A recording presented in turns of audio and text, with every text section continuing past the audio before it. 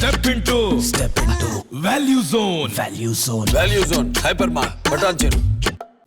తెలంగాణ రాష్ట్ర ప్రభుత్వం ప్రతిష్టాత్మకంగా చేపట్టిన ప్రజాపాలన కార్యక్రమానికి అనూహ్య స్పందన వస్తోంది. డిసెంబర్ 28వ తేదీ నుంచి జనవరి 6 వరకు జరిగే ఈ కార్యక్రమంలో సంక్షేమ పథకాల కోసం లబ్ధిదారులు దరఖాస్తు చేసుకోవాలని ప్రభుత్వం తెలిపింది. దీంతో 6 గ్యారెంటీల కోసం దరఖాస్తు చేసుకునేందుకు ప్రజలు బారులు తీరారు.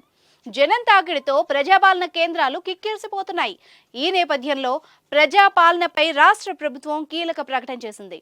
ఇకపై ప్రజాపాలన కార్యక్రమాన్ని 4 నెలలకు ఒకసారి నిర్వహిస్తామని ప్రభుత్వ ప్రధాన కార్యదర్శి శాంతికుమారి ప్రకటన చేశారు.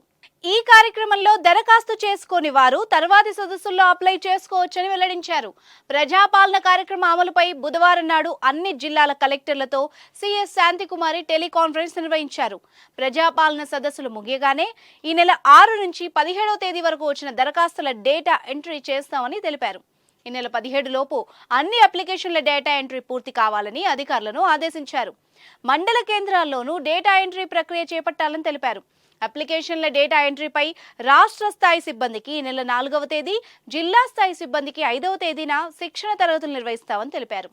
ఆధార్, రేషన్ కార్డ్ ప్రామాణికంగా లబ్ధిదారుల డేటా ఎంట్రీ చేయాలని ఆదేశించారు. కాగా కొందరు లబ్ధిదారులు అన్ని పత్రాలు లేకపోవడంతో ప్రస్తుతం జరుగుతున్న ప్రజాపాలన కార్యక్రమంలో దరఖాస్తు చేసుకోలేకపోతున్నారు.